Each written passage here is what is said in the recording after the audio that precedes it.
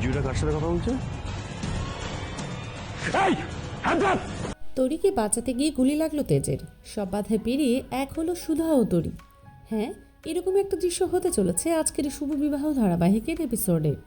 শুরুতেই আমরা তেজকে দেখতে পাই। সে গাড়ি থেকে নেমে পড়ে এবং তখন তার সুধার কথা মনে পড়ে। সুধা বলেছিল তার জন্যই তরি হারিয়ে গেছে। এরপর তেজ সুধাকে উদ্দেশ্য করে বলে, আমার জন্য যখন আপনার মেয়ে হারিয়েছে তখন আমি আপনার মেয়েকে ফিরিয়ে দেব। অন্যদিকে সুধা টাকার ব্যাগ নিয়ে কিডন্যাপারদের বলা রাস্তায় এগোতে থাকে। ঠিক সেই সময় কিডন্যাপারের ফোন আসে সুধার কাছে এবং সুধা ফোনটা রিসিভ করতেই কিডন্যাপার তাকে বলে টাকার ব্যাগটা রাস্তায় রেখে সরে যেতে। তরি তার কাছে হেঁটে হেঁটে চলে যাবে, কিন্তু সুধা খেয়াল করে তরি একটা গাড়িতে বদ্ধ অবস্থায় আছে এবং সে তাকে ডাকছে। পরবর্তীতে সুধা সে গাড়ির দিকে এগোতেই যাবে, তখনই কিডন্যাপার পেছন থেকে টাকার ব্যাগটা নিতে আসে। কিন্তু অন্যদিক থেকে আশুতোষ ও কিংসুক পুলিশ টিম নিয়ে হাজির হয়। তখন কিডন্যাপার কোনো রকমে সেখান থেকে সরে যায় আর সুধা আশুতোষকে বলতে থাকে, আপনারা এখান থেকে সরে যান, না হলে আমি আমার মেয়েকে পাবো না। কিন্তু পুলিশ টিম ও কিংসুক কিছুতেই তার কথা শোনে না। তারা গুন্ডাদের সাথে ফাইট শুরু করে দেয়। অন্যদিকে চুমকি তার বসের কথা মতো তরিকে গাড়ি থেকে বের করে নিয়ে চলে যায়। আর সুধা গাড়ির কাছে এসে তরিকে খুঁজে পায় না। তখন সে পাগলের মতো কান্না করতে থাকে এবং কিংসুক ও আশুতোষকে সব কিছুর জন্য দায়ী করে। এরপর সেখানে তেজ চলে আসে এবং সুধাকে বলে, আপনি চিন্তা করবেন না, আমি ঠিক আপনার মেয়েকে আপনার কাছে ফিরিয়ে দেব। পরবর্তীতে তেজ সেখান থেকে চলে গেলে সুধা তার পেছন পেছন ছুটতে থাকে।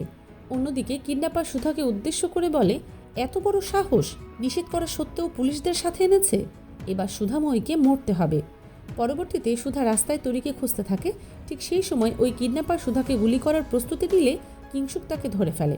এরপর কিংসুক তাকে জোর জবরদস্তি করে মুখ খোলানোর চেষ্টা করে। এতে সুধা কিংসুককে বলে, ওকে মারবেন না, ওকে মারলে ও আমার তরির কথা বলবে না। এরপর সুধা কিডন্যাপারের কাছে হাত জোর করে অনুরোধ করে তরি কোথায় সেটা বলার জন্য, কিন্তু কিডন্যাপার কোনো কথা না বলে কিংসুককে ধাক্কা দিয়ে সেখান থেকে পালানোর চেষ্টা করে। এরপর কিংসুক ওই কিডন্যাপারকে ধরার জন্য তার পায়ে একটা গুলি করে, কিন্তু তারপরও তাকে ধরতে পারে না।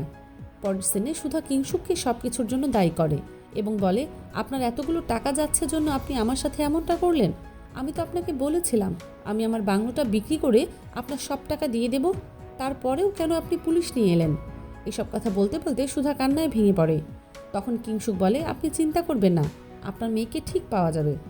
অন্যদিকে চুমকি তরিকে নিয়ে পালাচ্ছিল, কিন্তু তরি বারবার তার মায়ের কাছে যাওয়ার জন্য বায়না করছিল এবং চুমকির হাত থেকে নিজেকে ছাড়ানোর চেষ্টা করছিল।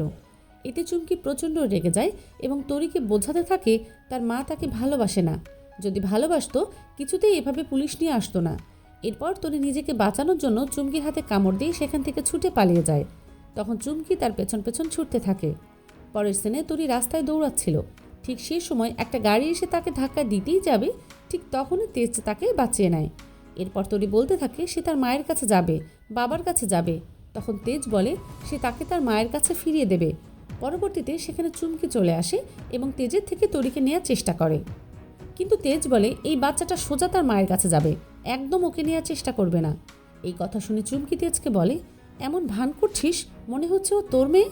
এই কথা শুনে তেজের একটা অন্যরকম অনুভূতি হতে থাকে। পরের সিনে সেখানে আশুতোষ তার পুলিশ টিম নিয়ে হাজির হয় এবং চুমকিকে ধরার চেষ্টা করে, কিন্তু চুমকি তরিকে ঢাল করে সেখান থেকে পালানোর চেষ্টা করলে আশুতোষ গুলি চালিয়ে দেয় এবং সেটা তরির গায়ে লাগতে ধরলে তেজ সামনে চলে আসে এবং নিজের পায়ে গুলিটা লাগে।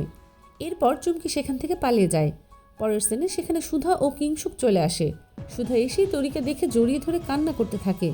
এরপর তরি তার মাকে বলে, তুমি এতদিন কেন আমাকে খোঁজনি, আমার কত কষ্ট হয়েছে। সুধা বলে, আমি তো তোমাকে খুঁজেছিলাম, পাইনি। তেজ সুধা ও তরির এক হতে দেখে সেখান থেকে চলে যায়। এরপর তরি তার বাবার কথা সুধার কাছে জিজ্ঞেস করে। তখন সুধা তরিকে বলে, তোমার কাছেই তো তোমার বাবা ছিল। তখন তরি সেই দুর্ঘটনার কথাগুলো সুধার কাছে সব খুলে বলে, যা শুনে সুধা কান্নায় ভেঙে পড়ে এবং তরিকে বলে সে তার বাবাকে ঠিক ফিরিয়ে দেবে। পরবর্তীতে সুধার মনে পড়ে বিজুর হাতে গুলি লেগেছে। তখন সে বিজুকে খুঁজতে থাকে। কিংসুক ও আশুতোষ সুধাকে বাড়ি ফিরে যাওয়ার কথা বললে সুধা বলে সে কিছুতেই বিজুকে একা রেখে যাবে না। তারপর সুধা তেজকে খুঁজতে অন্যদিকে চলে গেলে আশুতোষ ও কিংসুক তেজের গুলি লাগার ব্যাপারটা নিয়ে কথা বলতে থাকে। শেষ দিনে আমরা তেজকে মন্দিরের সামনে বসে থাকতে দেখতে পাই। এরপর সেখানে চুমকি চলে আসে এবং তেজকে বলে, তুই কেন ওই বাচ্চাকে বাঁচাতে গেলি, কে হয় ওরা তোদের? তখন তেজ বলে, ওদেরকে দেখলে আমার খুব আপন মনে হয়, তাই আমি ওদের জন্য এত কিছু করছি। তখন চুমকি বলে, তোর জন্য আমি এত কিছু করলাম, তুই আমার কাছে এত মাস ধরে ছিলি, তারপরেও আমি তোর আপন হতে পারলাম না। তোর ধান্দা হচ্ছে ওই বড়লোকের বউকে পটিয়ে এবারের জামাই হওয়ার।